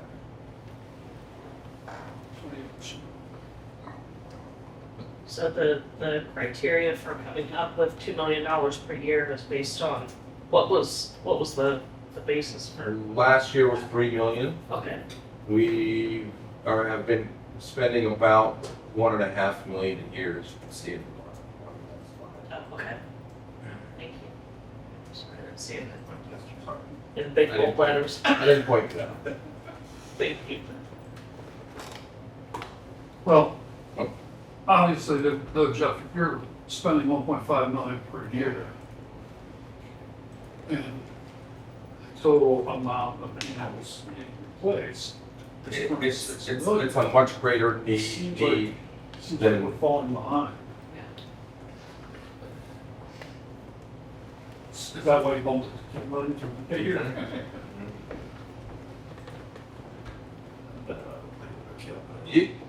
I'm asking the task force to look at this. If you feel like you would want to allocate more, we'll do that. We can counsel that. So, do we have, or when can we get ranking spreadsheets based on? I believe Bina sent them out this evening. Okay. Is that not right? I got the presentation. Yeah. She'll send it later this week. Wow.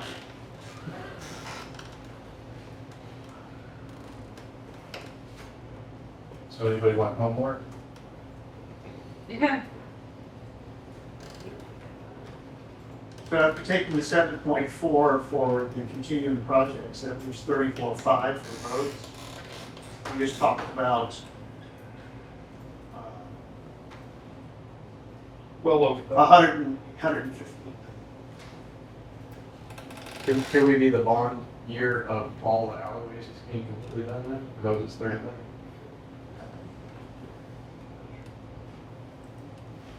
Yeah, the roads were 72, the panels and the alleys were 40.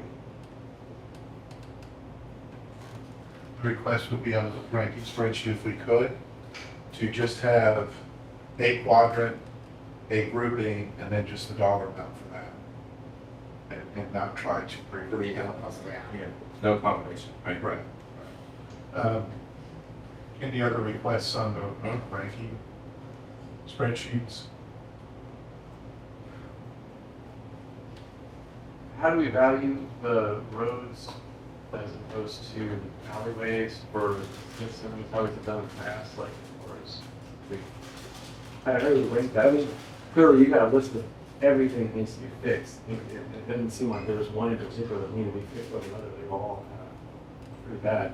So do you go by, like, some to the lower income neighborhoods, some to the, Are you asking us how he would rank them? That's, how's it been done in the past as far as how, because it's all like green alleyways, how, Well, the green was what was already constructed. yeah, because some other bond before, Right. So then how was it determined, they clearly, there's a green and then there's red, so they clearly determined those 4 alleys and not the other 2 on the ends. And That's what we do. And that's, but how was that done in the past? But based on, you guys have the experience there. They did the ranking, and it's like went with and scored everything, like, just like we did with, just parks and stuff. This might take a little more homework, because there's some of these I'm probably gonna drive out and look at myself. And there's other factors, I mean, we had talked about when we had that first PCI numbers about rooftops impact. Well, that could be something that we look at too, but then there's other roads that really don't have, that don't have rooftops impacted, that are major traffic areas, like Schrader. So that's kind of, we take our observations and the ranking criteria and go through and rank each one, and there's a lot more to do, but you know, at some point we're gonna have our top list. There could be things that we take into account that aren't necessarily on here, like if you have things that are in a certain neighborhood, or other things that have been done already, get that neighborhood done. That's kind of the thinking behind the green images. Yeah, to bring it over, finish the project very thoroughly.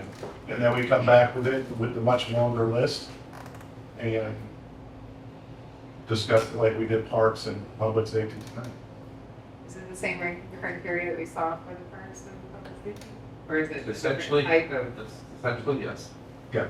From like public satisfaction, is it connected roads, so people like in general like enjoy seeing like nice pretty big Or, Like, does it travel if better? more people travel on it. Or Yeah. close to the neighborhoods, like as far as. I mean, quality of life, you could say a feeder road that's backed up all the time Yeah. really, makes your commute an hour instead of 20 minutes. It impacts your quality of life. Or the traffic signal thing, as an example. That's what I heard, there's gonna be a traffic signal. But, what's that? It's based on what I heard, there's not gonna be a traffic signal here. So if you can get those out, or we will be meeting, when is our next meeting? Should be the fourth Monday in October. I don't know what date that is. That's a lot of work. Work Monday, would be the 23rd.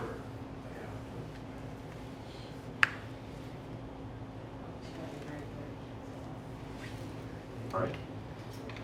Yeah, like, if you can get it to us this week, let's try. I know it's gonna be short notice for staff to get these back that quickly.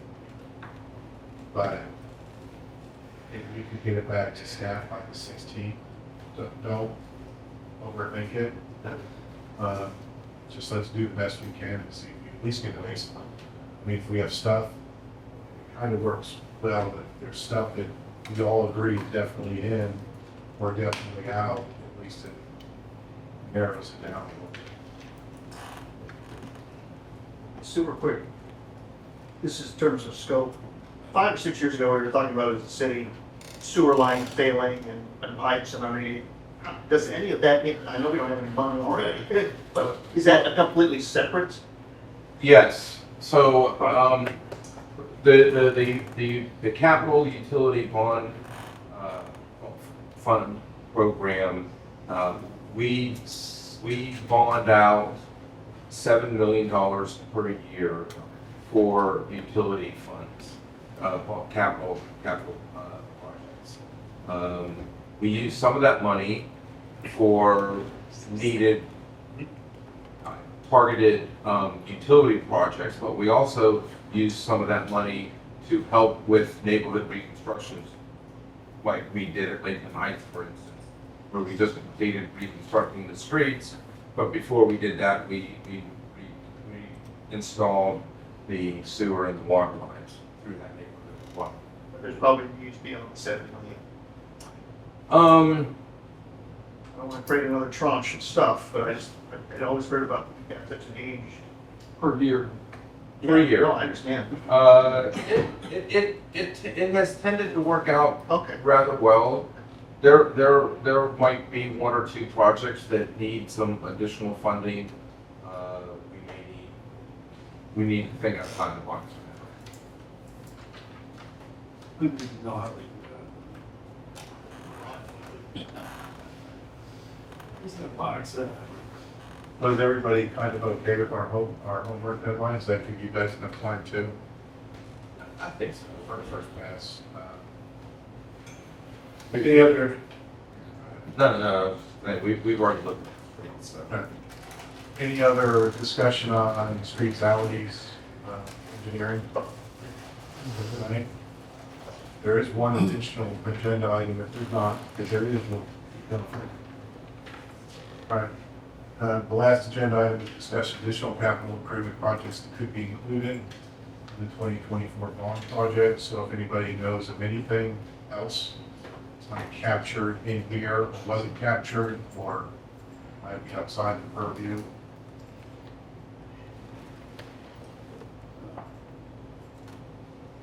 I don't have any. Okay. Do we still have on the website where people can submit ideas or submit requests for to be included? Be included with, As an idea for outside of the project? So we used to have a place where you could, they would say, hey, Right.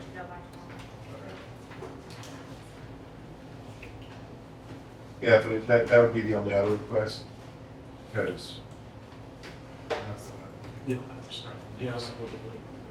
So what was the total we're gonna spend on the streets? Well, that's, Just there's a target. That's Right. 46.7. Well, 42. And then if you take out the 7.5 to complete the projects that we talked about first, it was 34.5. Less.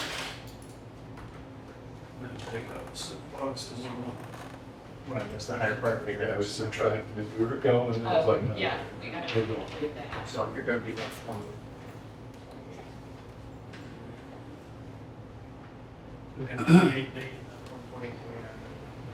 Good, it's no other streets outside of Yeah.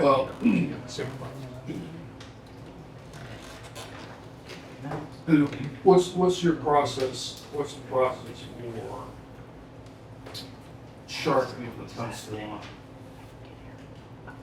parks and recreation or public safety? I mean, spitball that number, but So that would be the other request, Aaron. I think the only one that was really outstanding that we wanted to see a different number on was on when, just that demolition and termination number, because that impacts. Well, Put that in there. you put that in there. so really how we sharpen it is we do our first pass here. If we think we need to put more towards roads or infrastructure, then we go back and we say, okay, we're not going to do 21 or 21, we're going to do 15. Just to pick up extra stuff. But the hardest part is getting rid of. It gets easier as you narrow it down, as you sharpen the pencil, if you will, to kind of do the fine tuning. Well, I noticed that, when we, based on the recommendation, we include like erosion control. And I'm still stuck on that $3 million for those 3 areas. We don't even know what it is, how it is, or what it's. And so what I would say on that is if we don't get better information or clearer understanding of that, perhaps we just drop that out. I can help you with that now. You're not going to get that by the time You're not gonna get that. you. Well, no, We're not going to be capable of getting more information. I mean, to his point, I'm just. No, what I'm asking, or would be asking for is not necessarily more information, but a change in scope to something more along the lines of maybe 1.7 million, 700,000 for study, and $1 million in this bond to start corrective action. That's up to you. I simply wanted to Yeah, express no, his concern. yeah. Certainly, that's a different issue altogether. That'd be just a separate project, reconfiguration. There's another $1 million towards streets, Right. so. Yeah, that's when we start. So the process. Yeah. So that was what I was asking, how do we, sharpen, here's that, it's clear now, how do our roads, ranking. When do we have to present this to council? What, January, at the latest. So if we can get our first pass on roads, and at least get that pared down to under 100 million, and then start from there. Maybe look at discuss it further and really start to refine that at the October meeting, because we pretty much have to start blocking it in November. Yeah, because the other one that I thought was kind of interesting, is trail connectivity. But realistically, maybe we don't connect all the trails in this bond cycle. Because to get there, you gotta drive a car. Well, you gotta the road, you drive a car. I'm just thinking there's some fluff that might allow us to put a little bit more roads. Just Yeah, a that's point of order for November, the fourth Monday would be the 20th, which is Thanksgiving week. I will not be here. I will be out of town business actually. Is there anybody else?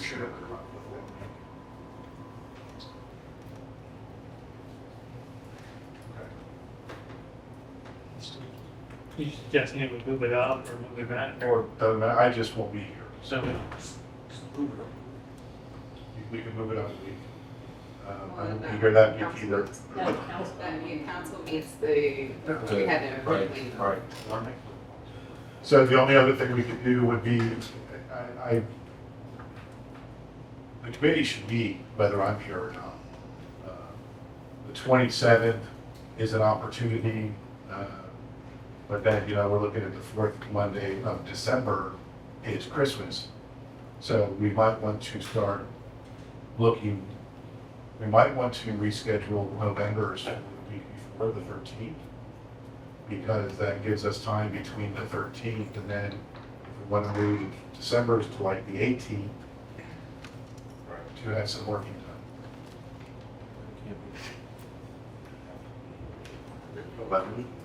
Well, it could be that or later in the week, a different day, Day. Monday.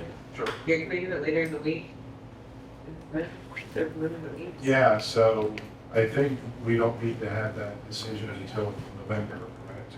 That if we move the December meeting, but we probably need to know by October if we're gonna move the date to November. So